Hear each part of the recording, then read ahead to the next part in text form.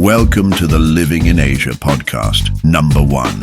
All right, so are you ready for this? Always. Let's dive in. We're tackling some pretty cool stuff you sent us. You've been thinking about, well, kind of a big change, maybe setting up a life in Nepal. Wow. Right. I mean, escaping the rising cost of living, finding a place where you can focus on wellness, all in the Himalayas. Yeah, and Nepal has this amazing combination of, the low cost of living, and then it's just stunningly beautiful. Yeah. So much culture and history. I know. Plus hiking, wellness stuff like Ayurveda. And you know what else I saw? They talk about fresh, affordable, local produce. Oh, wow. Like, imagine getting fresh milk and eggs without breaking the bank. That's amazing. I know. Okay, but there's this housing project in Nepal that really caught my attention. It's like, it's more than just finding a house, it's joining a community. Mm-hmm. They have these individual bungalows, so you get your privacy, but then there's shared spaces like a fitness center, a sauna, even a restaurant. Oh, wow. It's wild. That's a cool concept. Right, so it's community when you want it, privacy when you need it. I like that. And get this, they offer long-term leases, like 10 to 30 years. Can you believe that? Wow. I know. And you can sublet if you want, for some extra income. But what's interesting is who they're targeting. It's all about digital nomads, entrepreneurs, retirees, people who are looking for, an alternative. Yeah, a different way of life. Exactly. Okay, so now let's talk about actually living in Asia, right?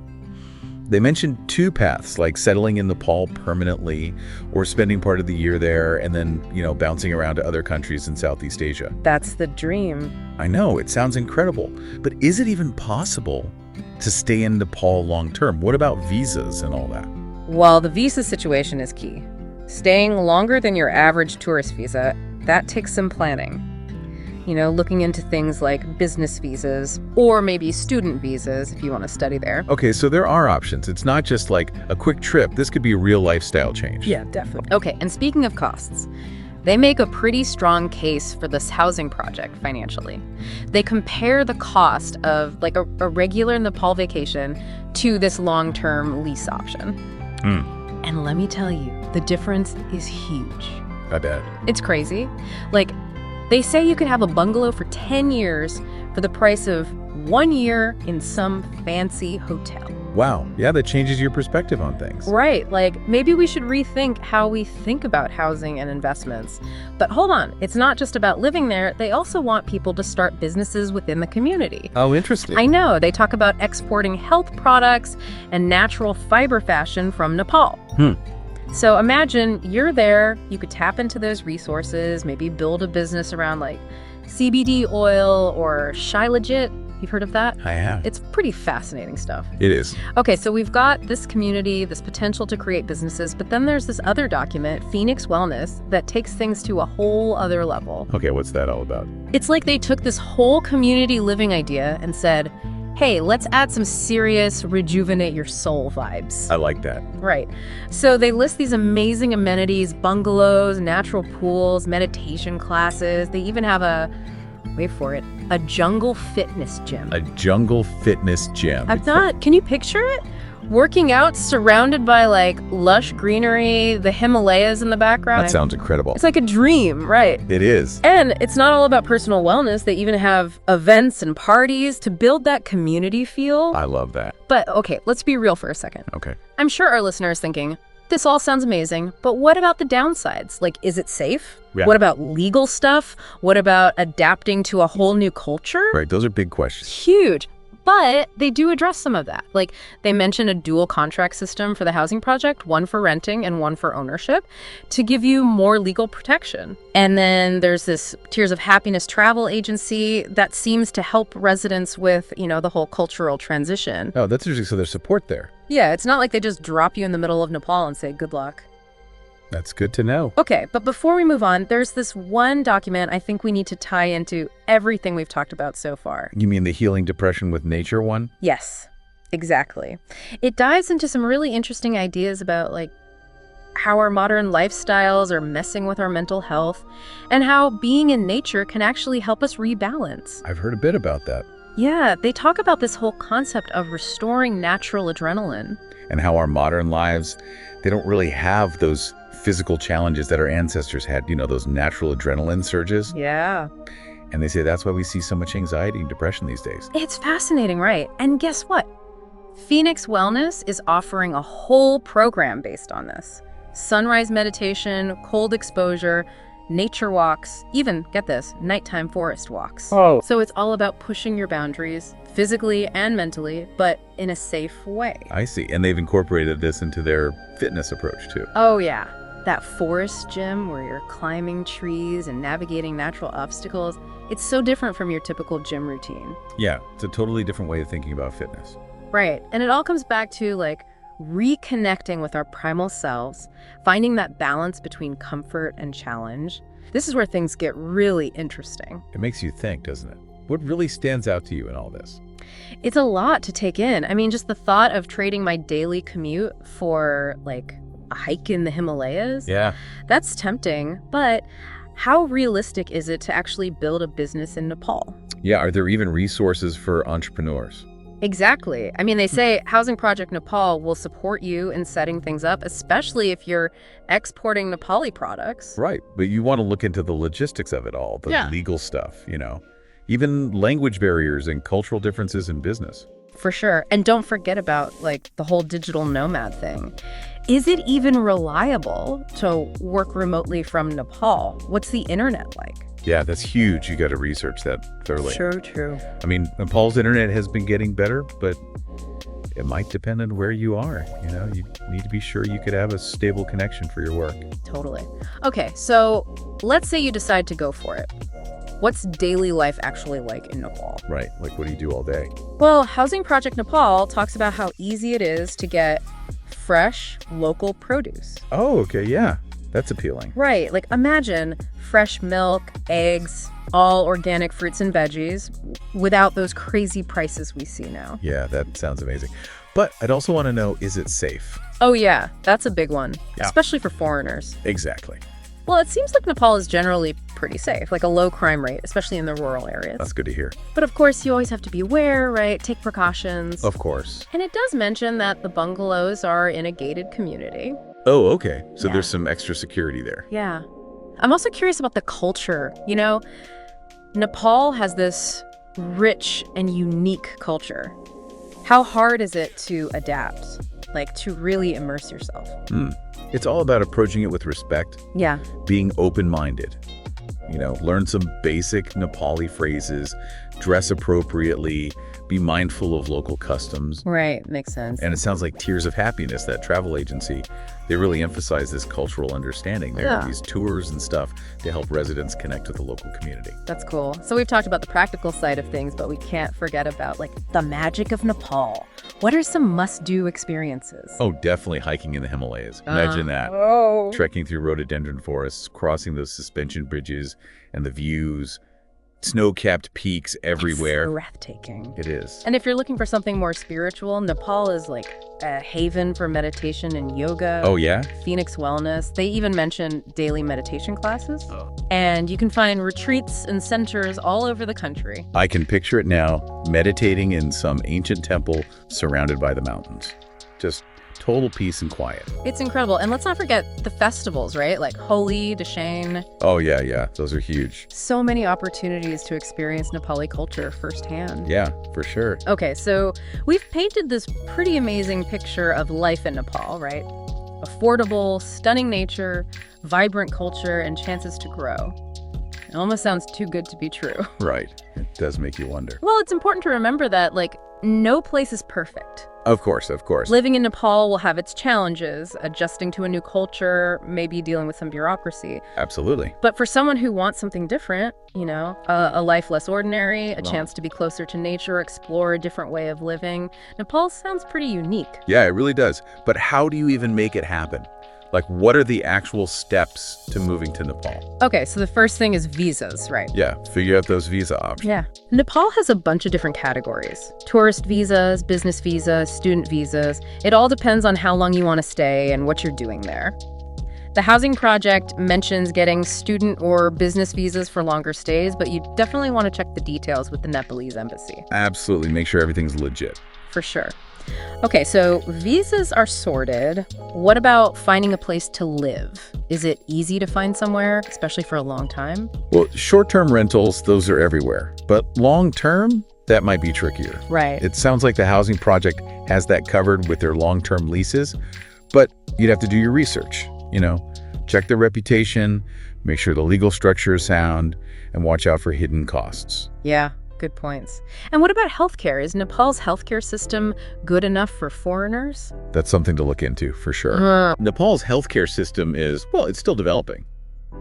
Basic medical care is usually okay in the cities, but if you need specialized treatment, it might be harder to find.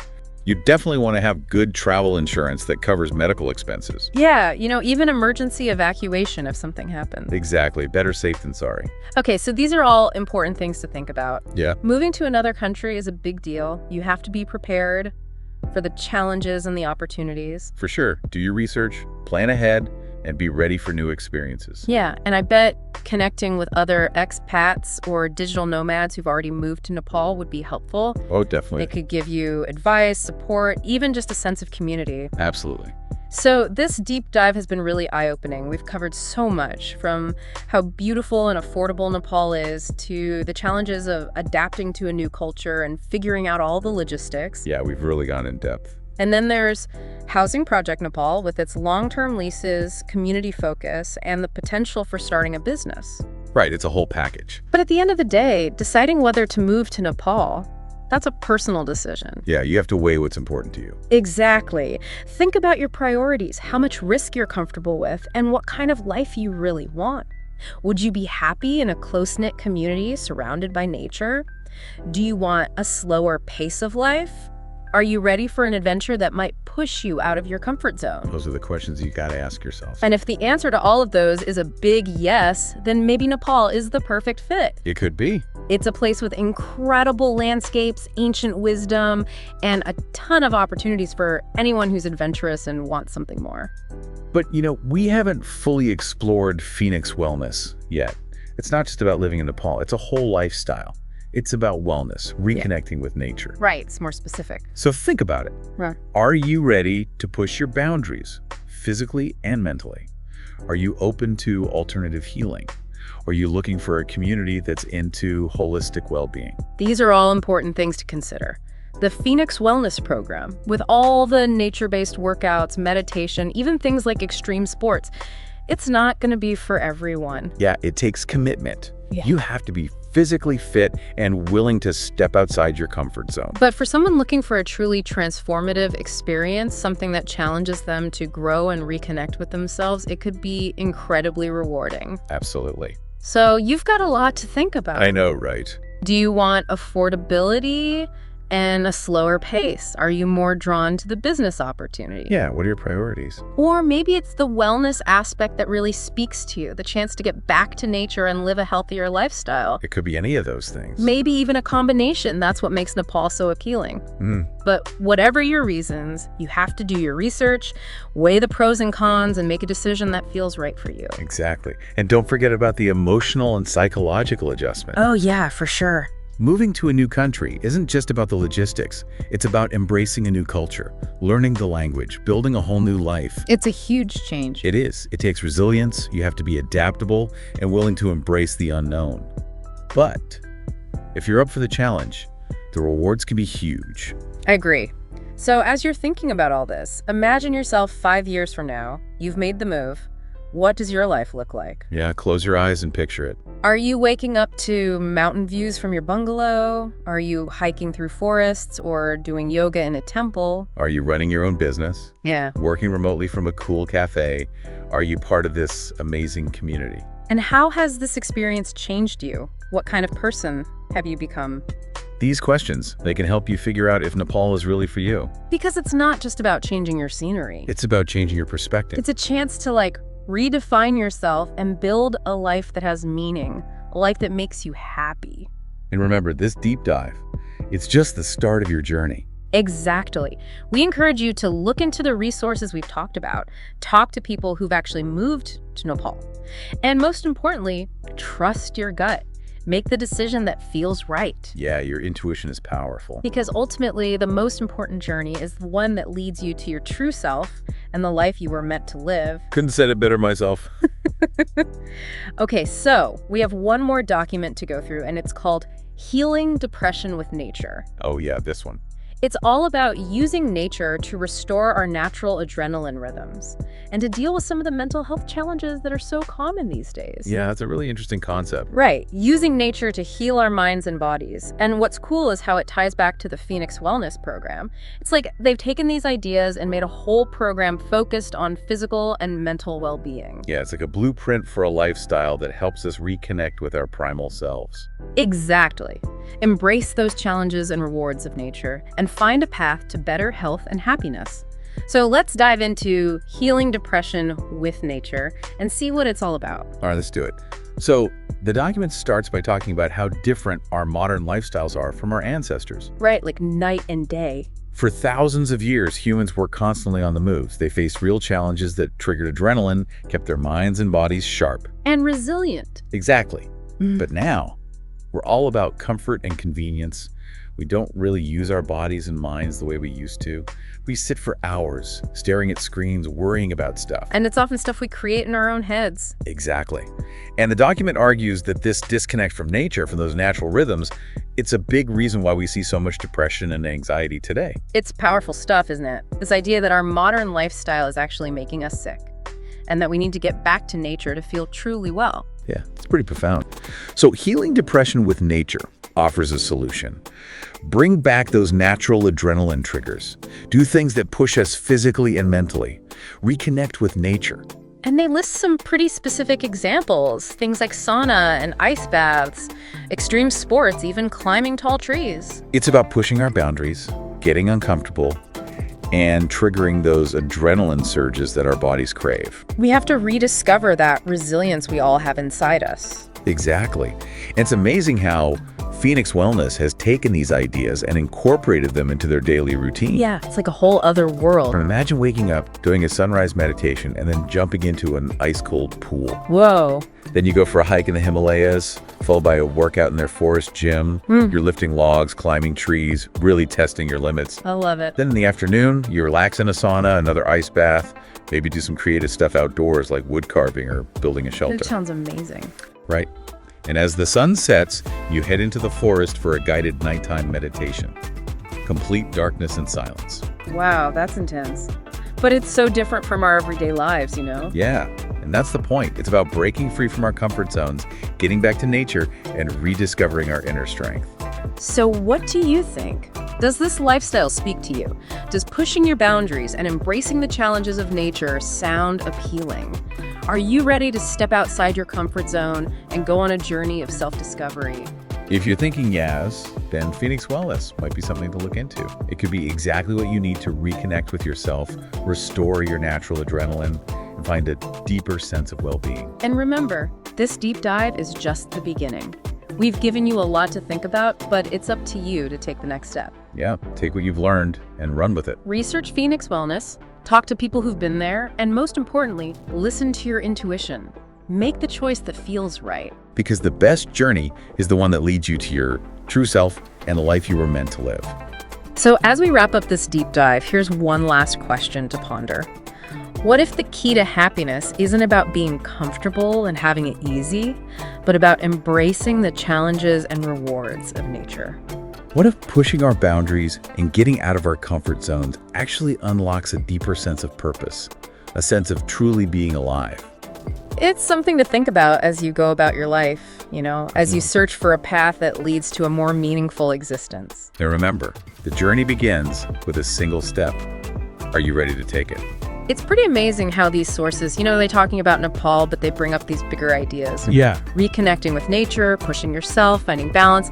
That's stuff we can all think about no matter where we live. Absolutely. And even if moving to Nepal isn't for you, those core concepts, affordability, community, well-being, those are things we all want. Yeah.